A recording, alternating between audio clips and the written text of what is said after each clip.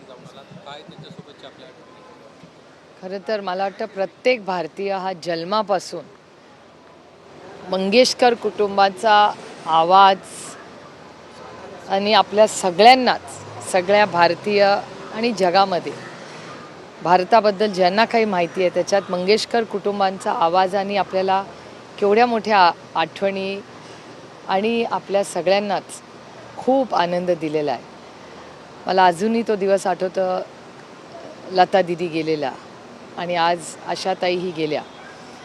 एक खूप मोठं योगदान त्यांच्या कुटुंबाचं राहिलेलं आहे आणि प्रत्येक आपल्या आनंदात किंवा सुखदुःखात त्या सगळ्यांची ती गाणी, ते अनुभव हे नेहमीच मनाला स्पर्श करणारे राहिलेले आहेत. आणि आशाताईंचा स्वभाव, त्यांचा उत्साह, म्हणजे आदरणीय पवारसाहेब आणि मी आशाताईंना एक 6 महिन्यापूर्वीच एका कार्यक्रमात आम्ही भेटलो होतो आणि आशाताई भेटल्या की समजायचं की पुढचा अर्धा एक तास गप्पा गोष्टी हाशा. एक कधीही आशाताईंना भेटलं की नेहमी उत्साह वाढण्याचंच काम असायचं त्याच्यात, म्हणजे आपली बॅटरी चार्ज व्हायचं काम त्या करायच्या आणि वयाचा कधी त्यांचा विषयच आला नाही. आज शी वॉज टाईमलेस ॲब्सोल्युटली. आणि त्या आपल्यात नाहीत हे आयुष्यभर, पण त्यांचा आवाज आणि ह्या गोड आठवणी आणि त्यांचा जो उत्साह आहे. आजही मी त्यांचं दर्शन जेव्हा गेले तेव्हा असं वाटलं होतं की आशाताई उठतील आणि काहीतरी म्हणतील आणि एक मोठा आशा तिथे होईल. पण आज पडद्यामागे ते आज गेलेले आहेत. त्यांना मी मनापासून आमच्या कुटुंबाच्या वतीने, पक्षाच्या वतीने आदरांजली आणि श्रद्धांजली अर्पण करते. ताई, अशोक खरात प्रकरणामध्ये समता पतसंस्थेचा उल्लेख सातत्याने येतोय आणि आता या संदर्भानं छापेमारीला सुरुवात झाली आहे. ईडीची नाशिकमध्ये 5 ठिकाणी, पुण्यात 3 आणि शिर्डीत 3 ठिकाणी छापेमारी होती. ईडीची छापेमारी. आणि आता हे दुर्दैव आहे की एकतर ह्या सगळ्या खरात प्रकरणात महिलांच्याबद्दल जे काही व्हिडिओज वगैरे आले ह्याच्यात खूप, म्हणजे माझा अजूनही विश्वास बसत नाही की पुरोगामी महाराष्ट्रामध्ये अशी भयानक आणि गलिच्छ अशा गोष्टी होत होत्या. आणि त्याच्यात आता हा हवालाचा जो अँगल आलेला आहे किंवा एवढे पैशाचे गैरव्यवहार हे वर्तमानपत्रात आणि चॅनलमध्ये दिसते, धक्कादायक आहे. म्हणजे खूप मोठं रॅकेट आहे, जणू काय माफिया आहेत अशी म्हणायची वेळ आलेली आहे. म्हणजे एक भोंदू बाबा अजून काय काय उद्योग हा करत होता हे देवालाच ठाऊक. पण भारत सरकार आणि महाराष्ट्र सरकारने ह्या बाबतीमध्ये मला असं वाटतं कुठलंही कॉम्प्रोमाइज किंवा कुठल्याही दबाव जर कोण टाकत असेल तर मला वाटतं ते होता कामा नये. आज महाराष्ट्रामध्ये आमची अपेक्षा आहेत की महाराष्ट्राच्या माननीय मुख्यमंत्र्यांनी पारदर्शकपणे हे आत्तापर्यंत जी इन्क्वायरी केली आहे त्याच्यात सातत्य ठेवून महाराष्ट्राच्या माननीय मुख्यमंत्र्यांचे मी आधीही आभार मानलेत. कारण का ह्या सगळ्या प्रक्रियेमध्ये आधी अनेक सत्तेतलेही लोक आलेले आहेत. पण ह्या भोंदू बाबाच्या विरोधात पोलीस यंत्रणा आणि होम मिनिस्ट्री जे करते ते स्वागतच केलं पाहिजे. त्याचं अच्छे को अच्छा बोलना चाहिए. जर सरकार जरी आम्ही विरोधात असले तर चांगलं काम करत असतील तर त्याचं स्वागत केलंच पाहिजे. आणि त्याच्यामुळे माननीय मुख्यमंत्री जी पावलं टाकतायत त्याचं स्वागत आहे.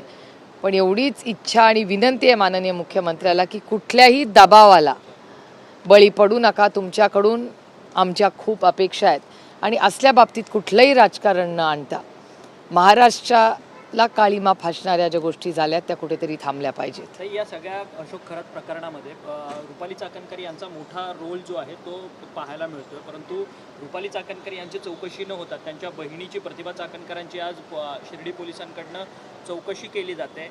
बडी नावं या सगळ्या प्रकरणामध्ये आहेत, परंतु अद्याप त्यांना चौकशीला सामोरं जावं लागत नाही. कुठेतरी चौकशीमध्येच हा सगळा विसंवाद पाहायला मिळतोय. आज कॅबिनेट आहे, माननीय मुख्यमंत्री मुंबईतच आहेत कॅबिनेटसाठी. मला असं वाटतं माननीय मुख्यमंत्रीच ह्याच्यावर योग्य ते उत्तर देऊ शकतील. आणि अजून इन्क्वायरी चालली आहे त्याच्यामुळे कुणाच्या एका व्यक्तीचं नाव घेणं संयुक्तिक राहणार नाही. इन्क्वायरी जशी जशी पुढे जाईल त्याच्यातून खरंच कळेल कोण त्याच्यात होतं आणि कोण नव्हतं.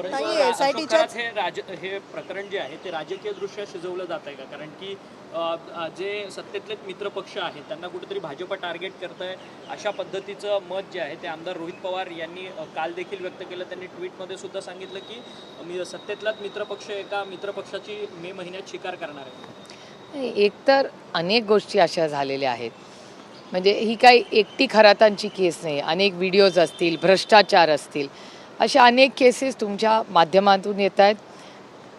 काही गोष्टींना सिलेक्टिव्हली टाळलं जातं असंही काही लोकांच्या लक्षात येतं. अशाही माध्यमातून आणि वर्तमानपत्रातून गोष्टी होत आहेत. मला असं वाटतं माननीय मुख्यमंत्र्यांनी जे खरं आहे, मग तो व्हिडिओ असू दे, भ्रष्टाचार असू दे किंवा हवाला असू दे किंवा जे काय हे गोलमाल सगळा चालला आहे, हे दुर्दैव आहे की महाराष्ट्रात ह्या सरकारला एवढ्या मोठ्या संख्येने महाराष्ट्रातल्या मायबाप जनतेने एका विश्वासाच्या नात्याने मतदान करून त्यांना एवढी मोठी सत्ता दिली, एवढी मोठी संधी त्यांना दिली.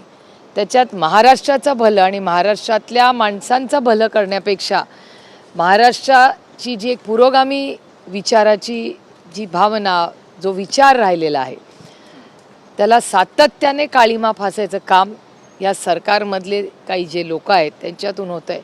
हे अतिशय दुर्दैवी आहे. कारण का ह्याच्यात महाराष्ट्राचं तर नुकसान होतंच आहे, पण महाराष्ट्रातल्या माणसांचंही नुकसान होतं आहे. कारण यंत्रणा, म्हणजे मी हे अनेक वेळा आधीही बोललेले की आम्ही सगळ्यांनी ही त्याची जबाबदारी घेतली पाहिजे आणि मी स्वतःपासून त्याची सुरुवात करते की खरातांकडे जाणाऱ्या कुठल्याही महिलेला जिचं शोषण होतं तर तिला असं का वाटलं नाही की आपण कुठल्या तरी व्यक्तीकडे जावं आणि न्याय मागावा.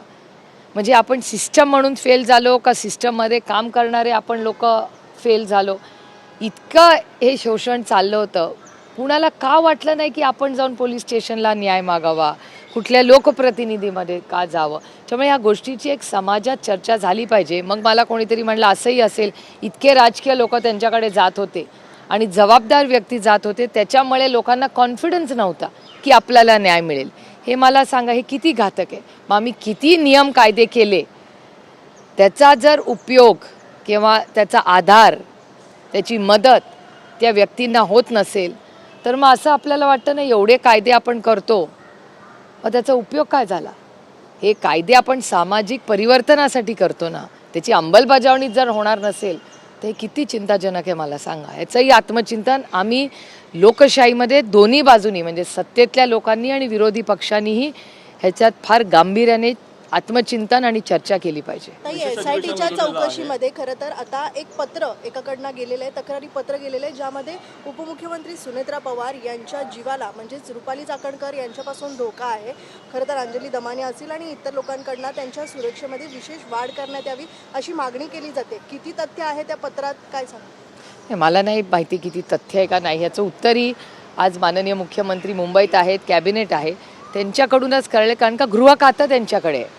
त्याच्यामुळे ह्या अशा ज्या काही गोष्टी असतील आणि कुणावरही जर अशा गोष्टी आल्या असतील तर त्यांची सिक्युरिटी, सुरक्षितता ही वाढवलीच गेली पाहिजे. दादाच्याच केसमध्ये तुम्ही सगळ्यांनी बघितलं आहे काय झालं.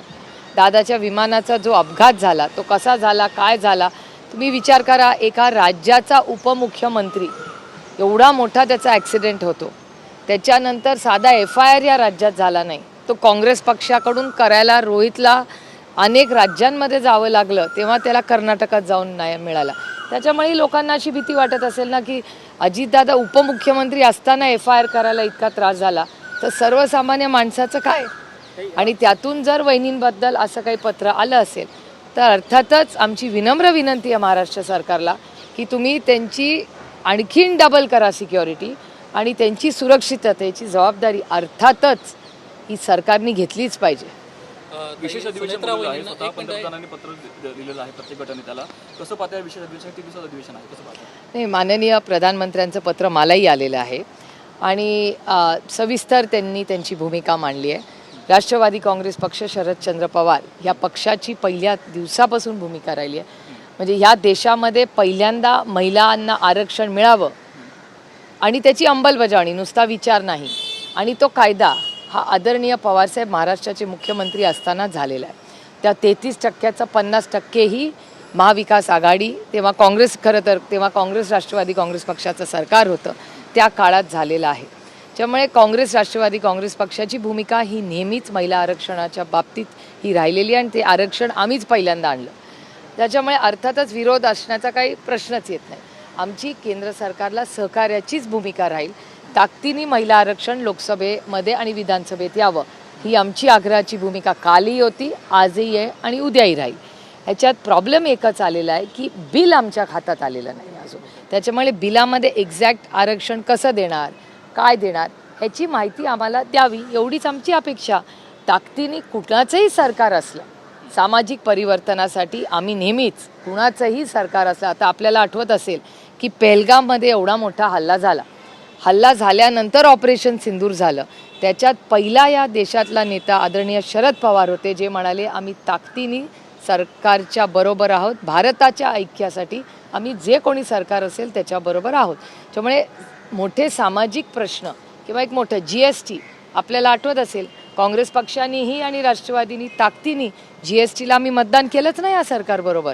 तर यावेळेस का नाही करणार? आम्ही आनंदाने करू, त्याचं स्वागतही करू, पण आमची मागणी आहे की आम्हाला थोडी आणखी माहिती द्या, म्हणजे इम्प्लिमेंटेशन कसं होईल वगैरे. आणि 15 तारखेला 3 वाजता माननीय खडगे साहेबांच्या घरी इंडिया अलायन्सची मीटिंग आहे आणि त्याच्यात आता पुढे काय चर्चा होईल ते तुम्हाला आम्ही सांगूत. पण आज आपण सगळ्यांनी आवर्जून, आज सोनियाजींचा एक लेख आलेला आहे, त्याच्यात काँग्रेसची काही भूमिका आहे तेही मतं सोनियाजींनी आज वर्तमानपत्रात मांडलेली आहेत. त्यामुळे 15 तारखेला 3 वाजता इंडिया अलायन्सच्या आमच्या मित्रपक्षांचे काय मतं आहेत ती आम्ही घेऊ. पण राष्ट्रवादी पक्ष, शरदचंद्र पवार पक्ष हा ताकदीने महिला आरक्षणाच्या बाबतीत आमची कालही सकारात्मकच भूमिका होती, आजही आहे आणि उद्याही राहील. ताई, आपण याच सुनेत्रा पवार यांनी सोनिया गांधींच्या लेखामध्ये त्यांनी आपलं मत व्यक्त केलं आहे की खरं तर महिला आरक्षण सोडून कुठेतरी डिलिमिटेशनचा मुद्दा जो आहे तो केंद्र सरकार हाताळू इच्छित आहे, म्हणून अशा पद्धतीचं विशेष अधिवेशन बोलवून हा घाट घालण्याचा हा सरकारचा प्रयत्न आहे, अशा पद्धतीची टीका त्यांनी या लेखातून केली. हो, डिलिमिटेशन आमच्या सगळ्यांचंच म्हणणं आहे की हे एक तर झालंच पाहिजे. याचं कारण असं, आता माझंच उदाहरण बघा, मी पहिल्यांदा बारामती लोकसभा मतदारसंघातून जेव्हा इलेक्शन लढले तेव्हा 13 लाख मतदार होते. आज ते 24 आणि 25 लाखावर एक लोकसभा मतदारसंघ झाले आहे. आम्हाला निधी तर 5 कोटी मिळतो, विरोधी पक्षाला तर DPDCतून पैसेच देत नाही आता सरकार. मग विकास कामं कुठल्याही खासदारांनी, जे हे फक्त माझंच नाही आहे, काश्मीर टू कन्याकुमारी सगळ्याच खासदारांची भूमिका आहे की मतदारसंघात डिलिमिटेशन करा, नाहीतर आमचा निधी 25 कोटी तरी करा, नाहीतर विकास कामं ही कशी करणार आम्ही. आणि ही भावना भारतीय जनता पक्षाच्याही खासदारांची आणि आमची आहे, कारण हा काही राजकीय विषय नाही. त्याच्यामुळे डिलिमिटेशन, महिला आरक्षण ह्याच्यावर जरूर सविस्तर चर्चा व्हावी. पण भारत सरकारकडून आमची एवढीच अपेक्षा आहे की आमच्याशी चर्चा करताना काहीतरी लिखित, कारण काही देशाची पॉलिसी आहे तर आम्हाला काहीतरी हातात तर द्या. आम्ही काही, आमच्या सहकार्याचीच भूमिका आहे, आम्ही सरकारला साथच देणार आहे चांगल्या कामासाठी. कालही दिलं आहे, आजही देऊ आणि उद्याही देऊ. जे भारताच्या हिताची कामं असतील, भारताच्या ऐक्यासाठी असतील आणि सामाजिक परिवर्तनासाठी असतील, त्यावेळीच आम्ही सगळेच, काँग्रेस पक्षानेही ऑपरेशन सिंदूरमध्ये ताकदीने भारत सरकारबरोबर उभी राहिलेली आहे. हे वास्तव आहे या महाराष्ट्राच्या आणि भारताच्या राजकारणाचं आणि समाजकारणाचं. ताई, सुनेत्रा पवारांना एक पुणे महापालिकेला पत्र लिहिलेलं आहे. त्या पुणे महापालिकेची तक्रार करणारं पत्र मुख्यमंत्र्यांना लिहिलेलं आहे.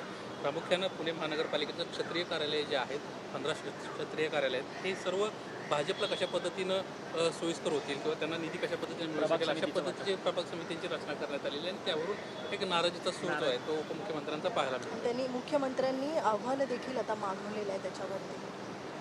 नाही, कसं आहे की अर्थातच त्या पालकमंत्रीही आहेत पुण्याच्या, त्याच्यामुळे म्हणजे दादा अनेक वर्ष पालकमंत्री राहिलेले आहेत, त्यांच्या कामाची पद्धत, अनुभव आपण सगळ्यांनीच पाहिलेला आहे. आणि वहिनींनी जर माननीय मुख्यमंत्र्यांना ही गोष्ट लिहिली असेल तर मी त्याचं मनापासून स्वागत करते. आणि त्यातून पुण्यावर जो अन्याय होतो आहे, कारण का आमच्याही लोकसभा मतदारसंघात मी आपल्याला आधीच म्हणले, DPDCमध्ये आम्हाला आधीसारखा निधी आता येत नाही, ना मला येतो ना अमोलदादांना येतो. त्याच्यामुळे अर्थातच ह्या पुण्यामध्ये जो अन्याय होतो आहे तो कुठेतरी थांबला पाहिजे. ही लोकशाही पद्धतीने आम्ही सगळे निवडून आलेले आहेत आणि आम्ही काय आमच्या घरच्या कामासाठी पैसे मागत नाही आहे. तो रस्ता काय आमच्या घरावरून जाणार नाही आहे. ज्या लोकांची लोकप्रतिनिधी म्हणून आम्ही काम करतो त्यांच्यासाठीच हा निधी येतो ना. त्याच्यामुळे त्याच्यात हे राजकारण आणणं किंवा पक्षपात आणणं हे दुर्दैवी आहे. आणि मित्रपक्षांचा अनुभव हा भारतीय जनता पक्षाचा आणि त्यांचा मित्रपक्षाचे असे अनेक गोष्टी मला कानावर दिल्लीतही येतात, इथेही येतात. कदाचित त्याच्यात सत्य असेल असं दिसायला लागले असं मला वाटतं. म्हणजे शक्यता नाकारता येत नाही. बारामतीच्या पोटनिवडणुकीची घोषणा झाली. आता खरं तर अजित पवार नाही आहेत, परंतु अजित पवार आता उपमुख्यमंत्री सुनेत्रा पवार लढत आहेत. तुम्ही त्यांच्या प्रचाराला वगैरे जाणार आहात का? कारण की रोहित पवार यांनी अगोदरच सांगितलं की मी त्यांच्या प्रचाराला जाणार आहे म्हणून 2-3 दिवस. नाही, एक तर मला काही कुणाचा फोनही आलेला नाही किंवा काही म्हणजे त्यांच्या त्या युतीकडून मला काही फोन आलेला नाही. आणि जो काही प्रचाराचा निर्णय होईल तो आम्ही महाविकास आघाडी म्हणून गेलो तर अर्थातच एक नातं म्हणून रोहित जाणारच असेल. पण आम्ही म्हणजे मी काँग्रेस आणि उद्धवजींची शिवसेना जे काय आम्ही करू आम्ही तिघं मिळून करू. आणि त्याच्यामुळे काय आणि कसं आहे आम्हाला काहीतरी आमंत्रण दिलेलं नाही किंवा ह्याला प्रचाराला या असं काही कुणाचा मला तरी फोन आलेला नाही. त्याच्यामुळे प्रश्नच येत नाही. काल प्रचाराचा शुभारंभ सुनेत्रा पवारांनी केला. त्या सगळ्या सभेमध्ये आदिती तटकरे यांनी भाषण दिलं. आदिती तटकरेंनी एक इच्छा व्यक्त केली की दादांची इच्छा होती की दादांनी मुख्यमंत्री या राज्याचं बनावं, परंतु आता ते उरलेलं स्वप्न काकी पूर्ण करतील अशा पद्धतीचं वक्तव्य त्यांच्याकडनं व्यक्त केलेलं आहे. आदिती तटकरेंनी केलेली भावना ही फार उत्तम त्यांनी जी भावना व्यक्त केली मी त्याचं मनापासून स्वागत करते. आणि बारामतीतून आदरणीय पवारसाहेब 4 वेळा मुख्यमंत्री झाले. त्या मतदारसंघाचा एक मान आहे. दादा 6 वेळा उपमुख्यमंत्री झाला. त्याच मतदारसंघाला जर पुन्हा एकदा मुख्यमंत्री पदाचा मान मिळत असेल तर अर्थातच आनंद आहे आणि स्वागतच आहे. त्याच्यामुळे आदिती तटकरेंनी जी भावना मांडली आहे ही फार सुंदर आहे. मी त्याचं मनापासून स्वागत करते. एक शेवटचा प्रश्न. जळगावमध्ये खरं तर EKYC करणाऱ्या महिलांना खरं तर EKYC केंद्रातल्या पुरुष ऑपरेटरकडनं शरीर सुखाची मागणी करण्यात आली. अत्यंत गंभीर ही अशी घटना आहे. महिलांच्या बाबतीत हे राज्य सजग नाही आहे. हे दुर्दैव आहे. आणि मी माननीय मुख्यमंत्र्यांना याच्यावर पत्रही लवकर लिहिणार आहे की महाराष्ट्रामध्ये ह्या सगळ्या घटना वाढत चालल्या आहेत का.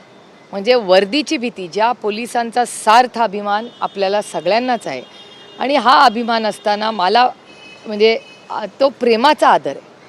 तर त्या पोलीस आणि यंत्रणेची भीतीच राहिली नाही का असं कधी कधी मला वाटायला लागलं. एक खरात प्रकरण असेल किंवा रोज किंवा एक दिवस आड तुमच्या चॅनलवर त्यांच्या सत्तेचा असेल पदाचा गैरवापर करून महिलांचं जे शोषण होतं आहे ते वाढलेलं दिसतं आहे तुमच्या आणि माझ्या महाराष्ट्रात. हा पुरोगामी महाराष्ट्र आहे. छत्रपतींचा महाराष्ट्र आहे. शाहू फुले आंबेडकरांचा महाराष्ट्र आहे. अतिशय चांगले संस्कार झालेलं हे राज्य आहे. त्यामुळे आपल्या राज्यामध्ये आपल्या महाराष्ट्रामध्ये या घटना वाढत आहेत. हे धक्कादायक आहे, चिंताजनक आहे. आणि महाराष्ट्राच्या माननीय मुख्यमंत्र्यांनी मी विनंती करते की ह्याबद्दल त्यांनी एक स्ट्रॉंग ॲक्शन घेऊन 0 टॉलरन्स हा मेसेज हा वरपासून शेवटच्या माणसापर्यंत गेला पाहिजे की महाराष्ट्रामध्ये असल्या गोष्टी सहन केल्या जाणार नाहीत. एखादी कंप्लेन अशी आली तर तातडीने फास्ट ट्रॅक कोर्टमधून त्याच्यावर ॲक्शन घेतली जाईल. हा मेसेज हा गेला पाहिजे आणि तो 6व्या मजल्यावरनं जाणं गरजेचं आहे. आता शरद पवारांनी एका वृत्तपत्रात लेख लिहिलेला होता आणि सांगितलेलं होतं की खरं तर धर्मांध शक्ती जी आहे ती राजकारणात मोठ्या प्रमाणात बळावलेली आहे म्हणून. त्यावरती वारकरी संप्रदायामध्ये देखील ही धर्मांध शक्ती घुसलेली आहे अशा पद्धतीचं मत त्यांनी व्यक्त केलेलं होतं. त्यावरती मात्र मुख्यमंत्र्यांनी स्पष्ट मत त्यांनी व्यक्त केलं की शरद पवार आणि वारकरी संप्रदाय यांचा काही संबंध नाही आहे. शरद पवारांनी गेले अनेक वर्ष विकासाचं राजकारण केलं परंतु वारकरी संप्रदायाशी त्यांचा संबंध नाही अशा पद्धतीचं मत जे आहे ते मुख्यमंत्री देवेंद्र फडणवीस व्यक्त करतात. तर त्यांच्या पक्षातले इतर अनेक जे नेते मंडळी आहेत ते मात्र थेट खालच्या स्तरावरती टीका जी आहे ती शरद पवारांवरती करताना पाहायला मिळतात. हे बघा आदरणीय पवारसाहेब गेले 6 दशकं महाराष्ट्राच्या देशाच्या सेवेत आहे. 6 दशकाचं जे करिअर त्यांचं राहिलं आहे त्याच्यामध्ये आदरणीय पवारसाहेबांवर टीका केली की हेडलाईन होते. त्याच्यामुळे ठीक आहे. आणि एका सशक्त लोकशाहीमध्ये जसं आम्हाला बोलायची ताकद आहे तशी ऐकायची ताकद आहे. आणि आपल्याला माहिती असतं ना आपण का. त्याच्यामुळे रामकृष्ण हरी वाजवा तुतारी.